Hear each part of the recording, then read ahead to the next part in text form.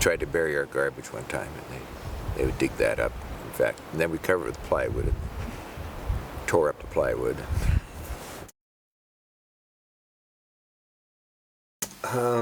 Garbage left outside, or animal food, or animals of the edible sort. Chickens, pigs, goats, occasionally dogs. I know of at least 2 dogs that were taken off their chains and eaten by black bears. Usually what happens is a bear ends up getting stuff from somebody and it goes over to their neighbor's place and it smacks things around, maybe breaks a window, and everybody in the neighborhood hears about it pretty quickly.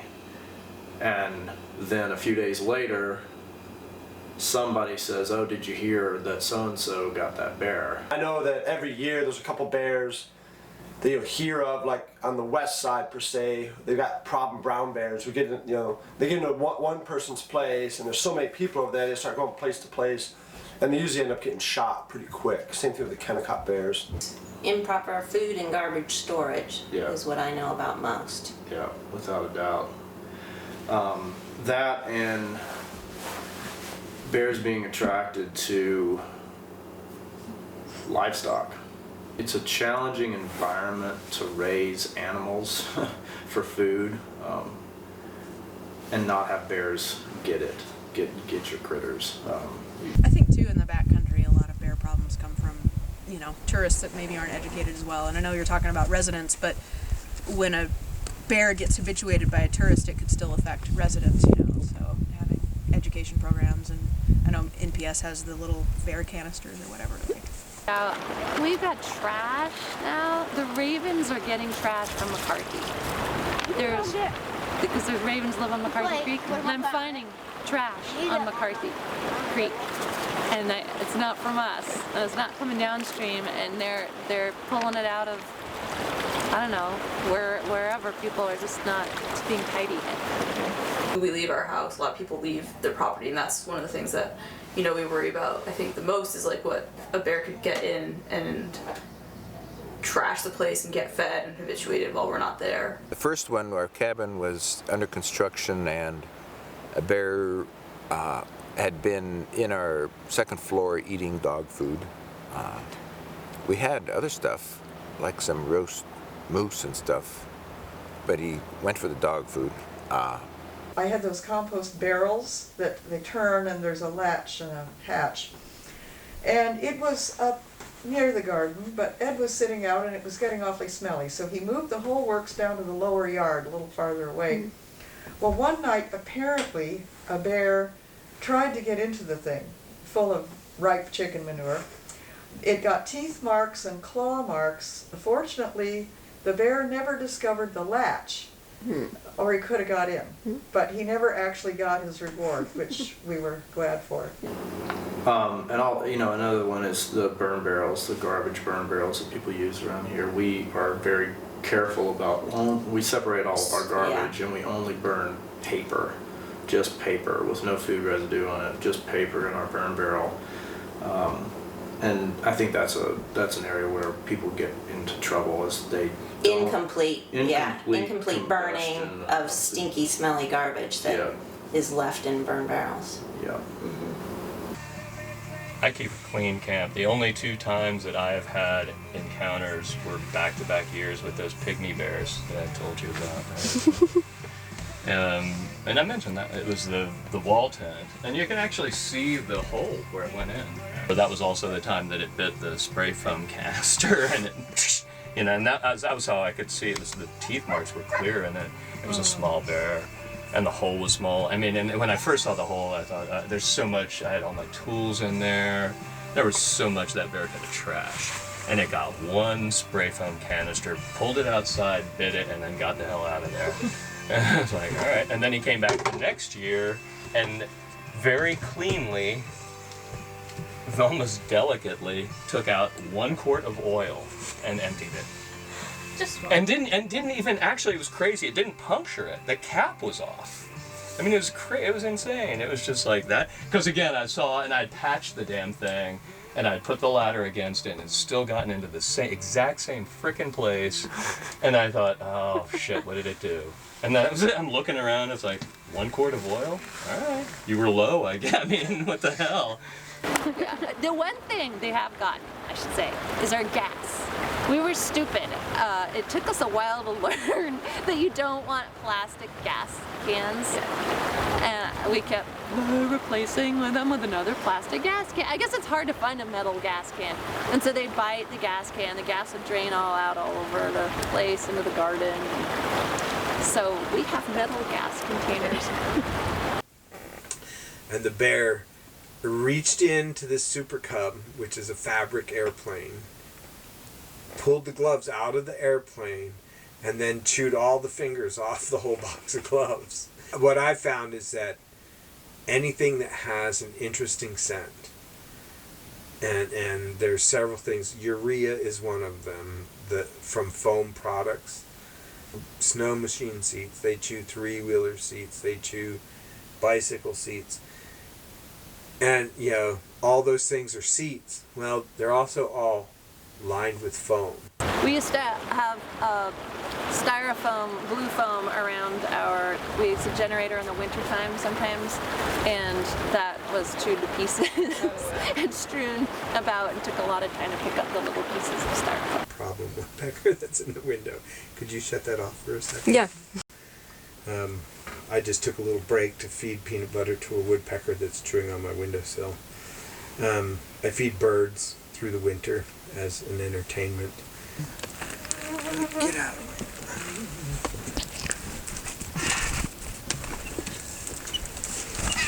Hey, you. Come here. Come here. Come here. Come here. Come here. Jump over here. That's it. That's it.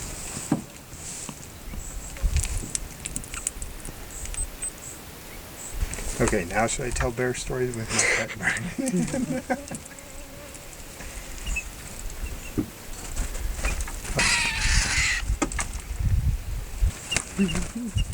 Oh yeah, 2 at a time. Hello. Oh. Hello. I only put out a handful at a time in the summertime. And as you can see, as soon as I put the seed out, they come and they gorge on it. Mm. So there's never any seed here for a bear to... Right. So it's not really a bird feeder. Right. Yeah. Yeah, let's ride around on the merry-go-round. Mm-hmm. Kids' bad manners. Let's ride around on the merry-go-round.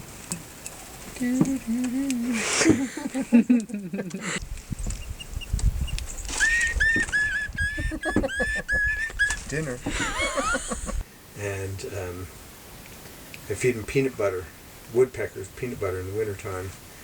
And I emptied a peanut butter jar feeding the woodpecker, and it was still winter, and I took the almost totally scraped clean peanut butter jar and put it out on the bird feeder for the birds, the chickadees, to go inside and totally clean it out.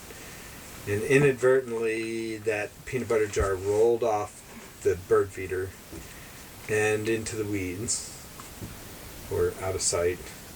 And in the spring, a cinnamon black bear came and found that peanut butter jar, unbeknownst to me.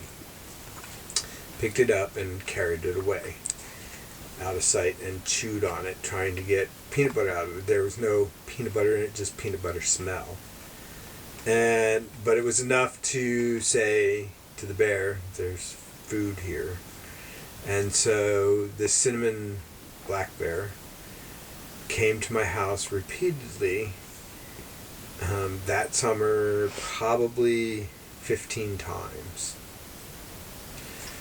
And so it's a really bad thing to give bears any food, you know, of any sort. You know, even that little peanut butter smell in the jar was too much, because it caused me, you know, 2 springs of endless having to be aware.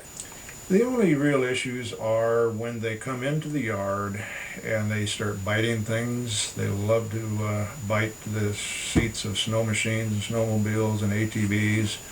They love to put holes in water hoses. So what we did at the powerhouse, we tried to electrocute this bear. It was really stupid. When I got there, I said to the owners, I said, do you ever worry about bears? Because they would leave the doors to the powerhouse wide open at night and all our food was stored in it. I said, don't you ever worry about bears? And they said, it's never been a problem, no. All right, so sure enough, the bears come in and they just rip all of the trip food, you know, all of it was stored in there, just rip it all apart, all over the floor, you know, every bag of food, rice and pudding and everywhere, all over the floor. So we didn't want to kill the bear, so we tried electrocuting it. We put metal roofing and on the ground and then this big chain wrapped in bacon grease.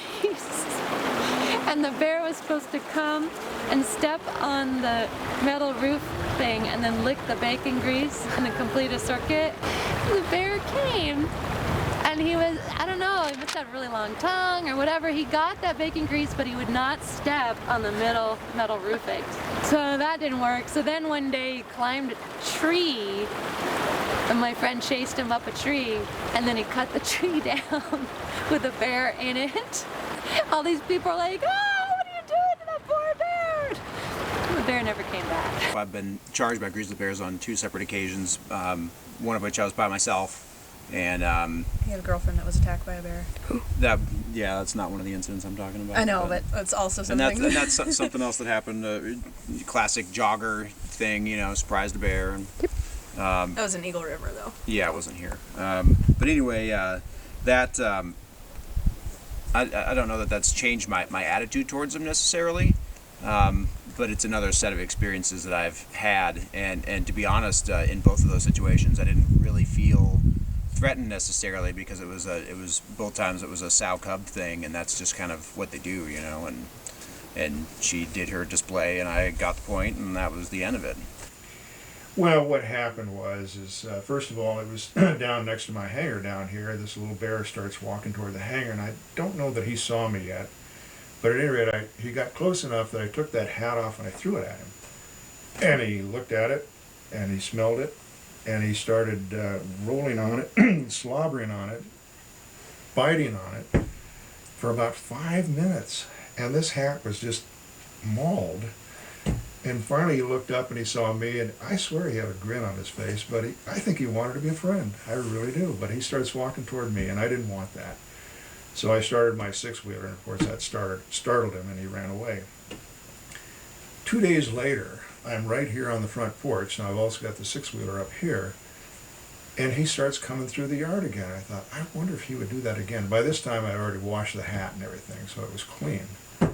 And so he starts coming into the yard, and I took my hat off and I threw it out there right in front of him, and he didn't see me, and he got up and finally saw the hat, and he did it all over again. And he got on his back, and he's rolling in the air, and he's trying to put the hat on, and I've got some shots of him with the hat on his head. He had to have been a teenage bear because he had it on backward. But it's a funny sequence. And so that's one example of a conflict where I guess we're both kind of enjoying it. And once again, he finally saw me, and he starts walking toward me. And he's got this happy look on his face like, we're buddies, aren't we? I couldn't have it. So I started the engine, and he ran away.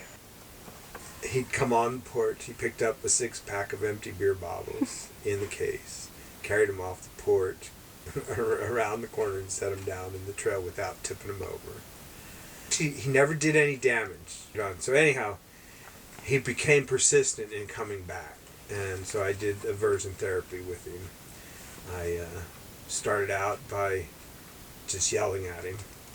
And one time I heard him on the porch, and I went over, looked out the window, and there he was. He was about 2 feet away from me on the other side of the door.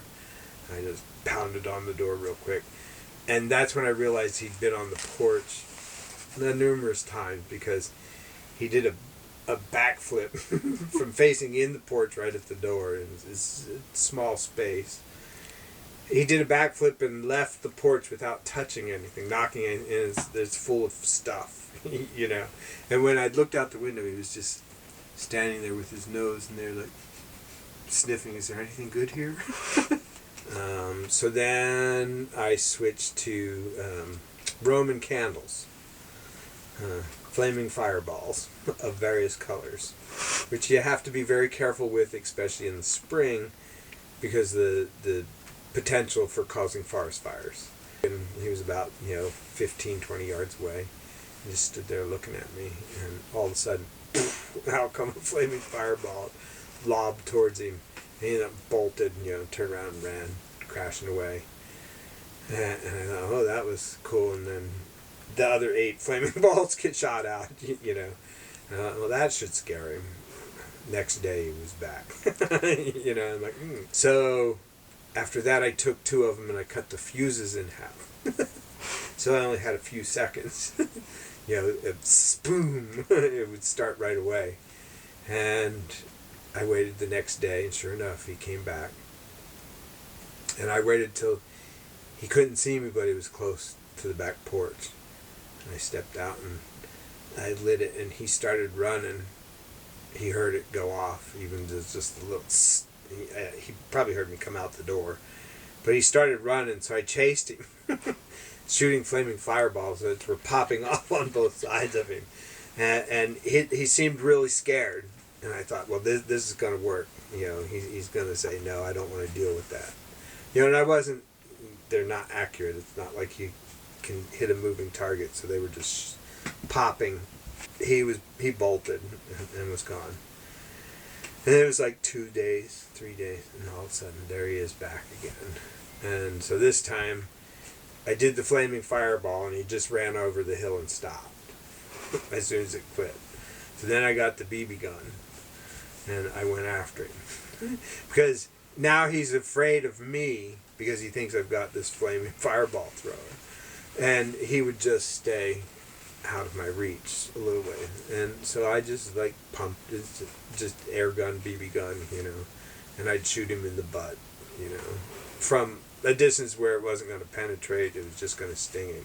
The month that we have the most conflicts from my memory is August, and it's when the soapberries are ripe down in the lower elevations in the valley. And in times past, I can remember seeing bears like every day or every other day when I'm out driving around and working, patrolling in the month of August. Late July, early August, that's when it's a problem because of soapberries. There's thousands of acres of land that's potential to be subdivided and developed. There's a lot of summer homes being built right now, a lot of cabins, and so over the time that we've been here, the summertime population has definitely increased, and whenever you have an increase in human population, you're going to have more encounters between people and bears, and so it's inevitable that there's going to be more encounters, at least, hopefully less conflicts if everybody's properly educated on how to deal with living in bear country. But nothing's ever going to be perfect, so the more people you have in a place, the larger incidence there's going to be of problems. And there's more people in the summertime here now than there used to be.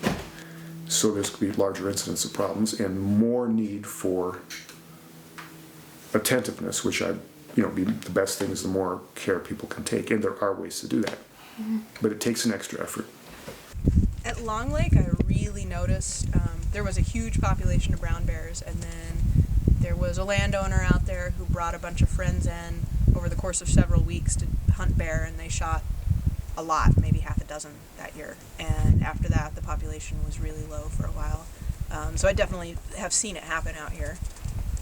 Yeah, I would agree with that to an extent too. I mean, there were some folks that lived up McCarthy Creek for a while, and they were really intentionally hunting as many different things as they could. And there were a lot of people that reported, seeing a lot less wildlife in that valley as a result of that. I've also heard of incidents with people bicycling or running, much more than walking. And I think what that is maybe there's an area where there's a bear and people move into it too fast. And so the bear doesn't get a chance to take evasive action. It was 2 buddies and I, and we stopped and we were eating a little snack, a little cocky, because we saw the grizz. It was like up on this hillside, just munching away. I can't remember if it was berries or going after ground squirrels. And, we're straddling our bikes, snacking, and then all of a sudden that sucker took off, and I saw him. They were talking, and I'm watching him the whole time, and he took off down the hill and disappeared behind the turn. And I said, man, what's he chasing? And then here he comes cruising around the turn at us, and it's like, oh, bear, bear! And we're like trying to get on the bikes. I mean, it was instant. It was fun. I mean, he was on, and he peeled right short and went up the hill like above us, and we just kind of got on our bikes. I was like, okay, sorry, we were talking loudly. You were eating. Sorry. The Thanksgiving dinner party at Tony Zach's included a lot of alcohol. Vomiting. And there was some vomiting that occurred in the snow outside. And Neil was walking his dog Dynamite the following morning, and the bear was standing there eating the vomit in the snow outside of Tony Zach's. And he said it was the biggest grizzly bear he'd ever seen.